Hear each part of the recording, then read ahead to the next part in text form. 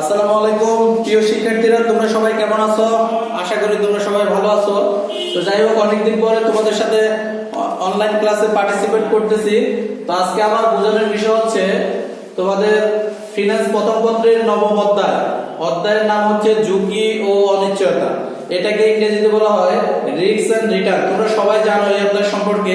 তোমাদের পূর্বের যে বড় ভাইরা এই ক্লাসটা এই অধ্যায়টা করে তারা পরীক্ষাতে মোটামুটি এই অধ্যায় থেকে টাচ করতে পারছে।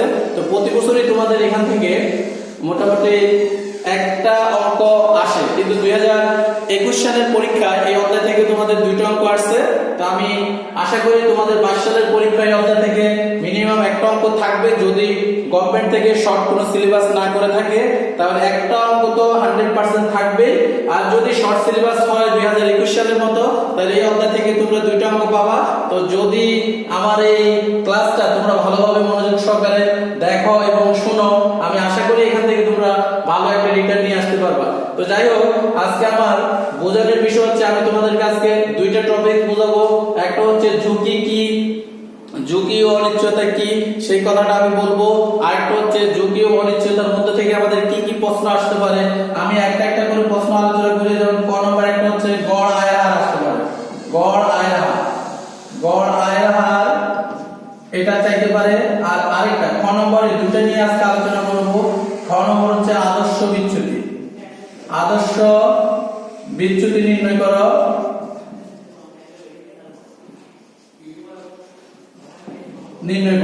এই 2টা টপিক আলোচনা করি। এই 2টা টপিক যদি তোমরা ভালোভাবে বুঝতে পারো, আমি 100% শিওর দিচ্ছি এখান থেকে তোমরা মিনিমাম 4 অথবা 6 মার্ক এখান থেকে তোমরা পাইতে পারো। মানে সর্বনিম্ন 4 মার্ক তোমাদের পরীক্ষায় থাকবে।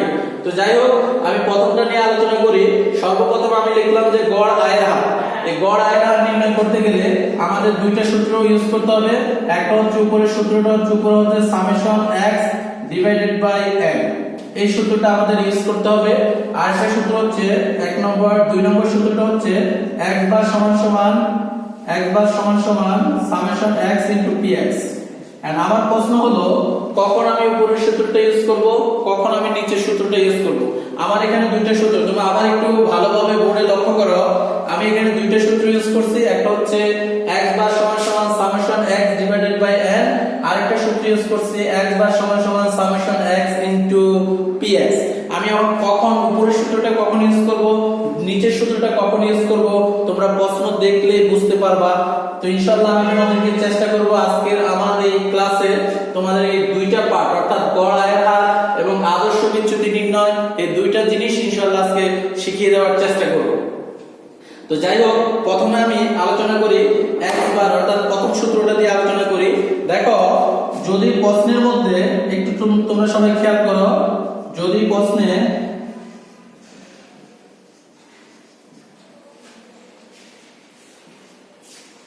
বছর এবং আয়ের হার দেওয়া থাকে, সেক্ষেত্রে উপরের সূত্রটা ব্যবহার করব।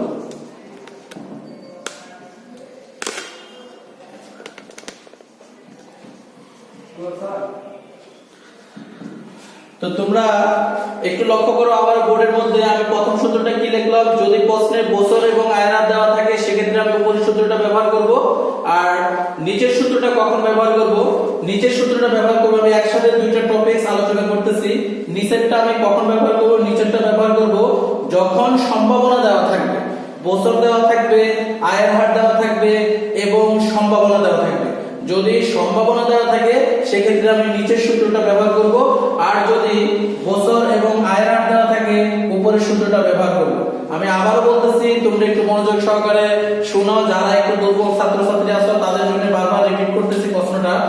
যখন প্রশ্নের মধ্যে বছর এবং আয়ের হার দেওয়া থাকবে আমি উপরের সূত্রটা ব্যবহার করব। আর যখন প্রশ্নে বছর, আয়ের হার এবং সম্ভাবনা দেওয়া থাকবে সেক্ষেত্রে আমি নিচের সূত্রটা ব্যবহার করব। এখন কোন স্টুডেন্ট আমাকে প্রশ্ন করতে পারো যে বছর দেওয়া নাই, আয়ের হার এবং সম্ভাবনা দেওয়া আছে, সেক্ষেত্রে আমি কোনটা ব্যবহার করব?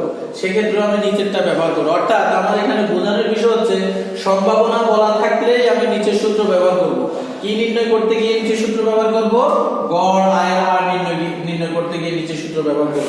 তো যারা যারা আমার ক্লাসটা দেখতেছো তাদের প্রতি আবারও রিকোয়েস্ট থাকলো দুইটা সূত্র তোমরা ভালোভাবে মুখস্থ করে ফেলবা এবং মুখস্থ করে সেই অনুযায়ী প্র্যাকটিস করার চেষ্টা করবা। তো আমি বোর্ড থেকে প্রশ্নটা মুছে দিলাম, এবার আমি ছোট একটা প্রশ্ন লিখে তোমাদের দুইটা সূত্রের সমাধান দিচ্ছি। দেখো, তা আমি প্রশ্নটা একটু লিখি। দেখো, আমি বোর্ডের মধ্যে একটা প্রশ্ন উল্লেখ করতেছি। এই ঘরটার নাম দিলাম আমি বছর, আর এই ঘরটার নাম দিলাম 2014, 2015, 2016। এখানে আমি দিলাম আয়ের হার, এটা দিলাম x প্রকল্প, এটাকে দিলাম y প্রকল্প।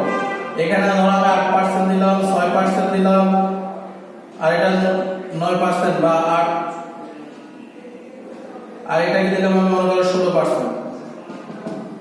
8, 6, 16%। আর এখানে আমি দিলাম 10%, 11%, 20%। দেখো, আমি দুইটা সূত্র লিখলাম। এখানে আমি দুইটা প্রকল্প ইউজ করছি, x প্রকল্প, y প্রকল্প। আমি প্রকল্পটা এখানে লিখিনি, প্রকল্প লিখিনি, তোমরা একটু বুঝে নিও।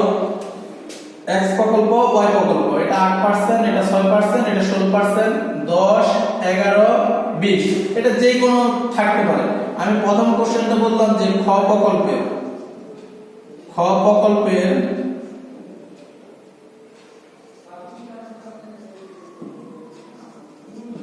গড় আয়ের হার নির্ণয় করো, আমি এটা বলবো। আর খ প্রকল্পের গড় আয়ের হার নির্ণয় করো, তাহলে এটা কি? খ প্রকল্পের গড় আয়ের হার নির্ণয় করো। দেখো, আমি আবারও বলতেছি, প্রথমে বলছি আমি বছর এবং আয়ের হার দেওয়া থাকলে সূত্র হবে 1 বার সমান সমান summation x divided by n। এখন খ প্রকল্পের আয়ের হার কোনটা? 10%, 11%, 20%। তাহলে আমি এটা লিখি উপরে 10 যোগ 11 যোগ 20। এখানে নিচে দেখো বছর কয়টা দেওয়া আছে? 14, 15, 16, 3 বছর। এখানে দেখো বছর কিন্তু আরো দুইটা বাড়তেও পারে বা দুইটা কমতেও পারে। সেক্ষেত্রে এখানে যদি 14, 15, 16, যদি আরেকটা হয় 17, তাহলে 4 বছর হবে। যদি দুইটা মনে করো এটা নাই, তাহলে 2 বছর হবে। এখানে আমরা 2 লিখবো। আর এখানে যদি বছর বেশি হয়, 14, 15, 16, এখানে আমরা বছর বাড়িয়ে লিখবো। তাহলে আমার দেওয়া আছে এখানে কত? 14, 15, 16, 3 বছর। তাহলে এখানে আমি 3 দিব। তাহলে এখানে এখন এটাকে আমি যোগ করব। যোগ করলে দেখো 10, 11, 20, তাহলে হয় এখানে 41। 41 কে 3 দ্বারা ভাগ করে ধরো 14 বা 14% কথার কথা ধরো, একটু বেশি কম হতে পারে। আমি 11টা লিখলাম না, জাস্ট বুঝালাম 14%। তাহলে এইভাবে আমাদের গড় আয়ের হারটা নির্ণয় করতে হবে। তো আমরা এখানে লিখলাম খ প্রকল্প অর্থাৎ y প্রকল্প, খ মানে y প্রকল্প। এখন যদি আমাকে বলে x প্রকল্পটা নির্ণয় করে, সেম আমি এইভাবে করে যাব। এখন আরেকটা জিনিস বোঝার বিষয় আছে। আমি বলছিলাম আমি দুইটা সূত্র ইউজ করছি একবারে, আরেকটা লিখছিলাম আমি একবার সমান সমান সামেশন x ইনটু px।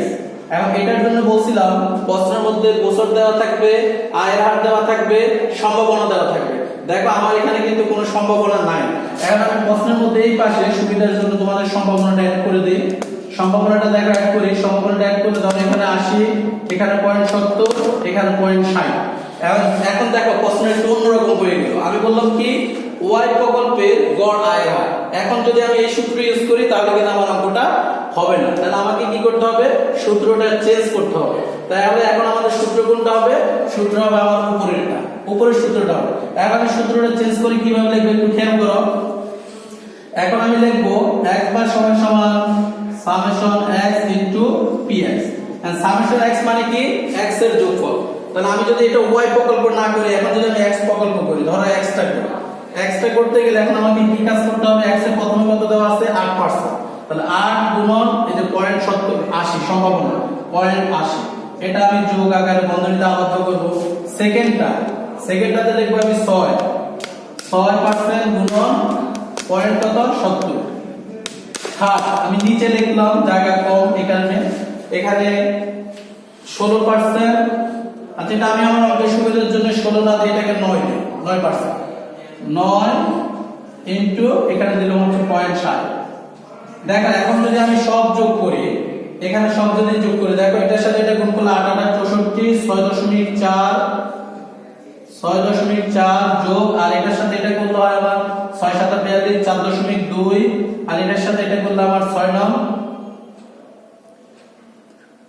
4 9 6 9 54 63 6 9 54 63 6 9 5.4 যাই হোক যাই হয় না কেন তোমরা একটু খেয়াল করবে এখন এটা সব যোগ করলে আমার 10 10 + 15 ধরো এখানে আমার 16% কথার কথা 16% দেখো প্রকল্প x এবং প্রকল্প y দুইটা প্রকল্পই যদি আমাকে করতে বলে তাহলে এটা ধরি আমি ক নম্বর কোশ্চেন আরেকটা ধরি খ নম্বর কোশ্চেন দুইটার ভিতরে তোমাকে বললো যে মন্তব্য করো তুমি কোন প্রকল্পটা অ্যাকসেপ্ট করবে তাহলে এখানে হচ্ছে আসলে এই প্রকল্প হচ্ছে আমি একটা প্রকল্পে টাকা বিনিয়োগ করব ওখান থেকে টাকা বিনিয়োগ করতে গেলে আমার কোথাও না কোথাও থেকে আমাকে ঋণ নিতে হবে ঋণ নিতে গেলে আমাকে কি করতে হবে সুদ দিতে হবে সুদ দিতে গেলে কোন প্রকল্পে সুদের হার কম অর্থাৎ আমাকে কোন প্রকল্পে সুদের হার কম পরিশোধ করতে হবে সেটা আমাকে খেয়াল করতে হবে ধরো আমার যদি এখন যদি আমি x করছি x প্রকল্পে 16% হলো আমি যদি আমার y করি এটা যদি আমার 20% হয় তাহলে তোমরা বুঝতেই পারতেছো যে 16% আর 20% এর ভিতরে অনেক ডিফারেন্স সেটা হচ্ছে এখানে হচ্ছে কম এখানে হচ্ছে বেশি তাহলে তোমরাই বুঝতেছো যে আমি কোনটা অ্যাকসেপ্ট করব অর্থাৎ আমি 16% অ্যাকসেপ্ট করব আর তোমাকে এটা একটা মন্তব্য চাইতে পারে যে কোন প্রকল্পে তুমি বিনিয়োগ করবা তোমার যুক্তিকতা দেখা তো তুমি লিখবা যে দুইটা প্রকল্পের মধ্যে দেখা যাচ্ছে যে x প্রকল্পে ঋণের হার বা সুদের হার 16% y প্রকল্পে সুদের হার 20% সুতরাং আমি x প্রকল্পে গ্রহণ করব এটা তোমাকে ব্যাখ্যা লিখতে হবে তাই আমি আবারও বলতেছি আজকে আমি একটা জিনিস বোঝাচ্ছি সেটা হচ্ছে গড় আয়ের হারের আর কোনো সূত্র নাই এই দুইটা সূত্র আছে একটা বলছিলাম summation x divided by n আরেকটা বলছিলাম সামেশন x ইনটু px প্রশ্নটা বলছিলাম যখন প্রশ্নে বছর এবং আয়ের হার দেওয়া থাকবে সূত্র হবে summation x into divided by n আর যখন প্রশ্নে বছর আয়ের হার সম্ভাবনা এটা হচ্ছে সম্ভাবনা দেওয়া থাকবে তখন সূত্রটা হবে সামেশন x ইনটু px তাহলে আমরা এটা গুণ করে এভাবে করব যদি তোমরা আজকে আমার ক্লাসটা বুঝে থাকো আমি আশা করি এখান থেকে 100% বললাম যে এখান থেকে তোমার মিনিমাম 4 অথবা 6 মার্ক থাকবে মিনিমাম 4 তো থাকবে এই প্রকল্প তোমরা 2015 সাল থেকে শুরু করে 2021 সাল পর্যন্ত যতগুলো বোর্ড কোশ্চেন আছে তোমরা এই কোশ্চেনগুলো ফলো করো দেখবা প্রতিটা প্রশ্নে গ নম্বরে আমার এই গড় আয়ের হারের সূত্রটা আছে গড় আয়ের হার অথবা আয়ের হার তো আমি চেষ্টা করছি তোমাদেরকে বোঝানোর জন্য ইনশাআল্লাহ